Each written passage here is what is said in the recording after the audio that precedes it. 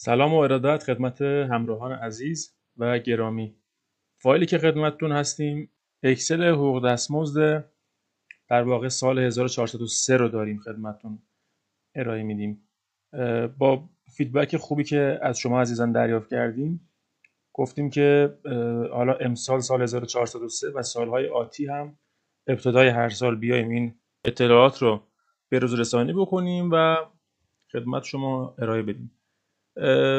از اول دی ماه که قرار شده در واقع توی لیست بیمه‌مون صنوات رو از حقوق پایه جدا بکنیم، ما اومدیم اینو بر اساس اطلاعات جدیدی که از طرف بیمه ارائه شده تفکیک کردیم و یه فایل جدیدی رو خدمت شما یه آموزش کلی هم میدیم که انشالله موردی مشکل پیش نیاد. برخلاف آموزش‌های دیگه‌ای که داشتیم خدمتتون، سعی می‌کنیم این آموزش کوتاهی باشه و وقت کمتری رو نسبت به یادگیری رو از شما بگیره. خب همون اکسل رو که باز کردیم چند تا شیت بود، یه دونه شیت هم بهشون اضافه شده به عنوان پای صنوات. خب این پای صنوات رو ما از طریق سیستم بیمه که ارائه شده همون رو آوردیم اینجا قرار دادیم و دستی بهش نمیزنیم. فقط هر سال که شما هر پای سالی که به یک کارمند پرسنل اضافه میشه حقوقش به صورت در واقع خودکار اینجا براش محاسبه میشه و ممکن هم هستش که سال بعد مثلا این سال 403 ارائه شده، ممکنه که سال 404 یه طوری دیگه باشه، ولی خب قاعدتا همین طوری به همین شکل خواهد بود که احتمال هم داره که تغییر نکنه. خب ما با این بخش کاری نداریم، صرفا جهت اطلاعات رو من گفتم این شیت رو توضیح بدم، چیز خاصی نداره. میریم توی قسمت پرسنل. توی پرسنل هم اطلاعات فردی هست تا این قسمت که شما میبینید. این قسمت هم قبلا هم توضیح دادم خدمتتون، منتها مزد توافقی روزانه رو ما اینجا داریم. ممکنه که با یه سری اشخاصی مجبور باشیم یا بخوایم یا به ما بگن که آقا مزد روزانه این شخص رو مثلا 200 تومن بزن، مزد مثلا این شخص رو چه میدونم 800 تومن بزن. خب شما میای چیکار میکنی؟ توی این قسمت اینو وارد میکنی دیگه. این سیستم اینو متوجه میشه که بیاد بر اساس اطلاعاتی که شما بهش وارد کردین بیاد محاسبه کنه، نه اطلاعات پایه‌ای که توی سیستم هست و از پیش‌فرض براش تعیین شده. در صورتی که این ستون رو شما پر نکنید، این خودش به صورت خودکار از مبلغ در واقع از پیش تعیین شده وزارت کار میاد استفاده میکنه. خب جلوتر که میریم تعداد فرزند، ما توی ورژن قبلی که داشتیم تعداد فرزند تا 3 نفر را ساپورت میکرد، اما شما هر چند نفر با توجه به قانون جدید بزنین، اگر توی محدوده دریافت حق اولاد شرایطشو داشته باشن بهشون تعلق میگیره و این محدودیت از این سیستم دیگه خارج شده. شما اینجا 4 نفر رو میبینید و براش توی لیست حقوق دستمزدمون برای 4 نفر براش حقوق محاسبه شده. شرایط فرزندم که میدونید دختر تا زمان ازدواج و پسر تا سن 18 سالگی مشمول دریافت حق اولاد هستن. توی این قسمت هم که ورود اطلاعات فردی هست و قسمت آخرمون سال جاری هست. ما سال جاری رو مشخص میکنیم به خاطر اینکه بتونیم این سنوات رو اینجا محاسبه کنیم. یعنی اگر شما 403 هستین اینجا میاد از طریق تاریخ استخدام محاسبات رو انجام میده و از ستون در واقع و از شیت سنوات این رو از اطلاعات رو برای شما استخراج میکنه و اینجا قابل تغییر نیست و شما نمیتونید اطلاعات رو تغییر بدید چون سیستم خودش رو محاسبه میکنه. خب تا اینجای کار رفتیم جلو، مشکلی نداشتیم. میریم شیت بعدی تا داده هامون. این داده ها هم مهم هستن. ما هر سال با اینکه اینا رو تغییرات رو اعمال میکنیم، اما یه سری چیزها هستش که ممکنه که خودتون بخواید انجام بدین. مثلا ما یه سری مزایا اینجا داریم که بعضا هستن که بتونن سلیقه‌ای عمل بکنن. مثلا یکی میاد حق مسکن من مالیات بهش نمیخوره با توجه به این بخشنامه، با توجه به این بخشنامه، یا مثلا میگه یکی من این ریسک رو نمیکنم براش مالیات تعلق میگیره. خب حالا ما اینو گفتیم اختیاری بذاریم به عهده هر شخص که خودش میخواد در واقع مشمول باشه یا نباشه. شما حتما باید توی این قسمت مشخص بکنید که این مزایایی که شما دارید تو ستون محاسباتتون میارید مشمول بیمه باشه یا نباشه و همینطور مشمول مالیات حقوق باشه یا نباشه. مزیت دیگر هم گذاشتیم، 5 قلم اینجا مزیت گذاشتیم که شما بتونید اضافه بکنید و تعیین تکلیف بکنید که اینا مشمول بیمه باشن یا نباشن، مثل ایاب ذهاب، نمیدونم موارد دیگه، سنوات، طالب سنوات رو گذاشتیم. هر چیزی که شما اضافه بکنید اینجا به تبع توی حقوق دستمزد، لیست حقوق دستمزد و فیش حقوقی هم اضافه میشه و توی محاسبات تاثیرش رو میذاره. یه شیت هم اینجا داریم به عنوان مأموریت و اضافه کاری. اینجا هم به این صورت کار میکنه که شما خود پرسنلی رو که وارد بکنید، مثلا اسمش میاد، اسم پرسنل قابل تغییر نیست، نگاه بکنید، دورهش رو مشخص بکنید که چه دوره‌ای هست، مثلا این دوره یه مبلغی رو براش به عنوان مأموریت محاسبه میکنیم و یه مبلغی رو مثلا اگر داشته باشه یه مبلغی رو به عنوان اضافه کار اینجا براش قرار میدیم. خب این لیست صرفا برای همینه، فقط نکتهش اینه که شما حتما اینجا کد پرسنل رو وارد بکنیم و دوره‌ای که حقوقی براش قرار محاسبه بشه، مثلا این اگر قراره که براش محاسبه بشه تو چه دوره‌ای محاسبه بشه.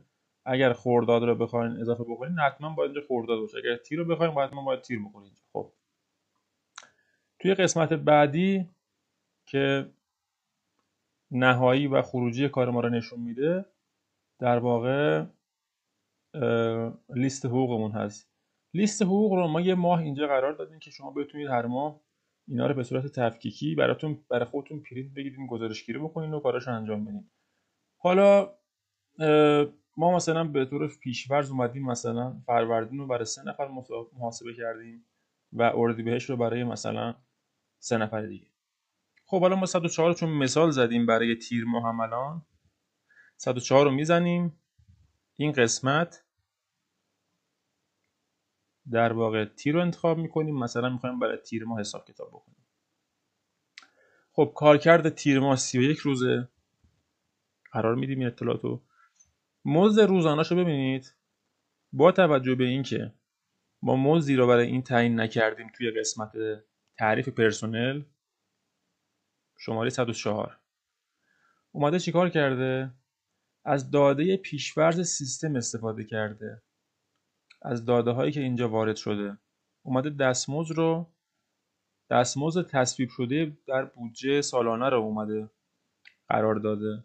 حالا ما اگه بخوایم توی این قسمت توی پرسنل اینجا مثلا یه عددی رو براش تعیین بکنیم، یه عددی مثل 600,000 تومان،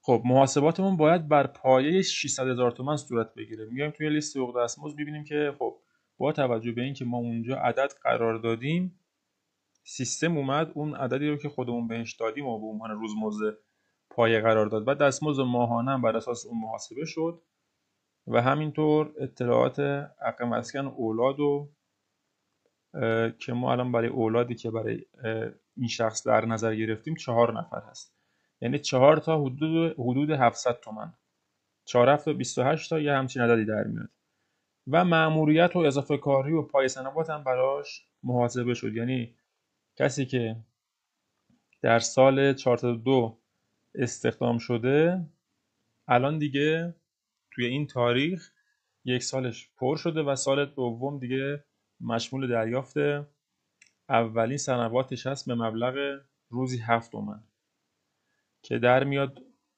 برای 31 روز 217 تومن. خب مزیت‌های دیگر رو جلوتر میبینید ما داریم اینجا. شما میتونی اینا رو هاید کنی که تو لیستت نشون داده نشه، میتونی هم هاید نکنی همینجا باشه، میتونی هم یک تیتر براش قرار بدید. ببینید قبل از اینکه شما بخوای اطلاعاتی رو توی داده ها تغییر بدید و اینا، از همینجا باید اقدام بکنید اون در واقع سرتیتر تایتل جدول رو تغییر بدید. مثلا من اینجا میذارم ایاب و ذهاب. خب ایاب ذهاب که اینجا بزنم، این ایاب ذهاب به لیست داده های من اضافه میشه. من میتونم اینجا مشخص کنم که بهش بیمه بخوره یا نخوره. خب اگه من بله قرار بدم بهش بیمه میخوره. اگه خیر رو بزنم بهش بیمه مالیات نمیخوره. خب با توجه به اینکه بیمه مالیات هم به این ایاب‌ها میخوره، من بله میذارم، میگم توی لیست حقوق دستمزدم اینجا هم یه عددی رو براش قرار میدم. خب بریم جلوتر. شما جلوتر مزایای حقوق مزایای مشمول بیمه رو داری، مشمول مالیات رو داری. خب جلوترش حقوق مزایای مشمول و غیر مشمول رو دارین. بیمه کارگر، بیمه کارفرما، بیمه بیکاری بر اساس قانون بیمه تامین اجتماعی اینجا محاسبه میشه و همینطور مالیات حقوق اینجا محاسبه شده. و جلوتر که بریم، خب مالیات حقوق هم بر اساس پلکانی که اینجا تعریف شده توی داده ها تا 12 تومن اومده معاف کرده، از 12 تومن تا 16 تومن 450 تومن براش در واقع مالیات تعلق گرفته. از مازاد 16 تومن تا 27 تومن که این حدود مبلغ 22 خورده دریافتیش بوده شده به یه همچین مبلغی که سرجم اینا با توجه به اینکه به 27 تومن اون نرسیده شده 1,300 که اینجا دارید میبینید 1,300 شده مالیاتش. این قسمت مساعده دوم باید بر اساس سیستم حسابداری شما تکمیل بشه. یعنی شما میرید تو نگاه میکنید توی حسابداریت یا مثلا تو دفترت نگاه میکنید، مثلا میبینی که خب من یه عددی را به ایشون به عنوان مساعده پرداخت کرده بودم، یه عددی به عنوان وام داره ازش کسر میشه. خب یه مثلا اگر جرایم چیزی سال کسورت اگه داشته باشه شما اینجا باید وارد بکنی. حالا من عددی رو اینجا وارد میکنم که توی حسابش اعمال بشه و حقوق قابل پرداختش قابل نمایش هست. ما حالا تیر ماه رو که وارد کردیم بخوایم گزارش چیزی بگیریم میایم ماه رو فیلتر میکنیم به این صورت تیر و اوکی میکنیم. شما الان یه لیست داری که تیر ماه یه نفر رو وارد کردی و توی لیست تکمیل شده و قابل پرداختش هم مشخص است. خب شما که نمیتونی این لیست رو به طرف بدی ازش تاییدیه بگیری امضا بگیری. ما یه فرمی تعریف کردیم اینجا به عنوان فیش حقوقی. توی این قسمت شماره 104 رو که زدین، شماره پرسنلی خیلی کلمه کلیدی هست، اینجا وارد میکنید. تو قسمت سال حتما باید سالش مشخص بکنید. خب برای کل این افراد توی امسال میشه 403. ولی مثلا من میخوام برای تیر ماه رو بگیرم باید حتما اینجا تیر ماه رو انتخاب کنم. دیگه میتونم 101 102 103 104 تا الی آخر که شماره های مختلف داشته باشم، کدهای مختلف داشته باشم وارد کنم و ازشون خروجی بگیرم. دیگه نیاز نیست من تیر رو عوض کنم یا مثلا سال رو عوض کنم. و همینطور اطلاعات تکمیلیش رو شما این قسمت میبینید.